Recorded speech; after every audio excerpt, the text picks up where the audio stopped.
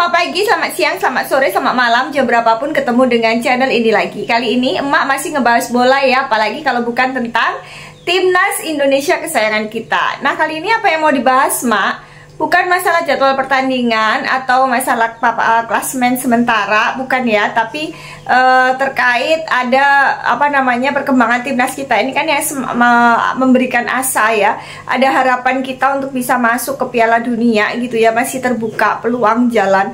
Jadi ini timnas kita ini sedang berada di atas awan gitu ya. Nah, sekarang tentunya posisi seperti ini itu juga semakin menarik minat banyak sekali pemain-pemain mungkin yang sedang kita lirik saat ini, terutama pemain-pemain grade A diaspora yang bermain dan berlaga di liga-liga Eropa dan liga manapun itu ya kan, dan yang di luar sana. Nah, kemudian apa masalahnya, Mak, dengan masalah dengan pemain-pemain yang tertarik? Nah, ini dia nih.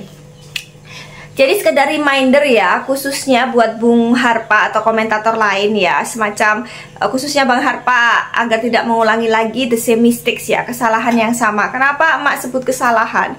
Karena pada saat pertandingan Indonesia lawan Australia kan Bu Harpa mengeluarkan statement bahwa Miss Hilger itu nggak main pakai hati. Nah, ini nih statement-statement seperti ini atau judgment atau penilaian seperti ini itu sebaiknya, atau diksi pemilihan kata yang seperti ini yang diucapkan oleh orang-orang komentator yang didengar oleh berapa juta orang Indonesia ataupun mungkin juga bisa sampai ke luar negeri ya jika ditranslatekan, itu tolong tidak diulangi dengan pemilihan diksi-diksi seperti ini ya, khususnya buat Bung Harpa. Kenapa? Karena Miss Hilgers ini kan salah satu pemain dengan harga transfer market value-nya itu mahal ya kan. Terus kemudian pemain-pemain dengan mungkin di atasnya Miss Hilgers, atau dengar-dengar kita kan mau Miliano dan sebagainya itu ya, terus otomatis kan itu akan mengikuti perkembangan apa yang terjadi sih dengan timnas kita gitu, selain dengan posisinya juga, bagaimana sih tanggapan, dukungan sportif dan supporter dan sebagainya deh yang mengikuti ya unsur-unsur dalam bola itu.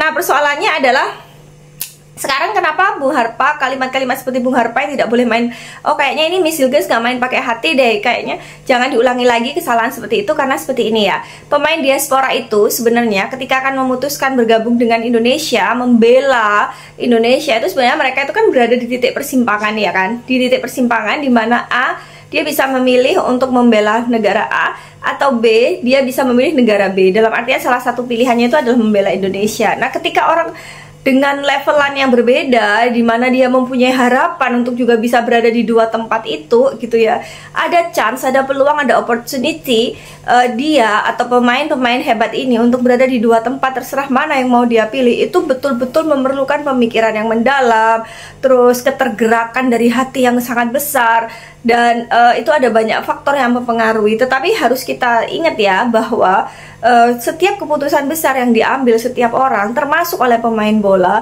itu setelah mengambil keputusan itu biasanya akan ada yang bisa serta-merta intune, bisa langsung okay, that's my right decision. Ada juga yang masih dalam tahap penyesuaian gitu loh. Dan jadi ketika pemain-pemain grade A misalnya ya, grade A ya, atau E dalam bahasa Inggris, itu masuk ke dalam timnas kita gitu ya, jangan langsung kita berekspektasi dan membebani dia dengan, kita boleh berharap, tapi jangan kemudian menjadikan beban yang sangat besar bagi dia. Karena kan nggak semua, kayak Messi aja main sama timnas Argentina kan nggak juga langsung ini kan, nggak seperti kayak dia main di klub misalnya, for example. Nah, ini kita nggak boleh yang kemudian justru pada saat kita harus menyambut dengan sukacita, dengan kita menyambut anak-anak kita diaspora ini yang pulang kembali dan terpanggil nuraninya untuk membela bumi pertiwi, lalu tiba-tiba di tengah jalan ya, ketika dia baru memutuskan seperti itu, dengan seenaknya aja kita, lu mainnya nggak bagus deh, kamu mainnya nggak bagus deh, underperform deh, kamu nggak main pakai hati ya,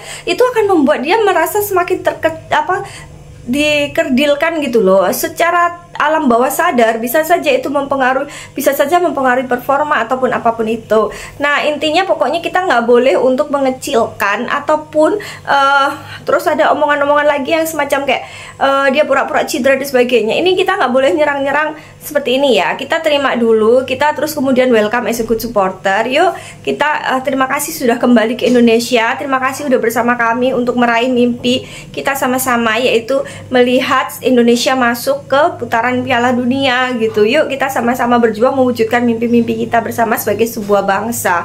Nah ini kita rangkul, kita ini sebagai sosok supporter yang mungkin kayak Bung Harpa kan sudah lumayan berumur juga ya, macam ataupun Andre Rosiade, siapapun itu ya sudah berumur seperti emak ini ya.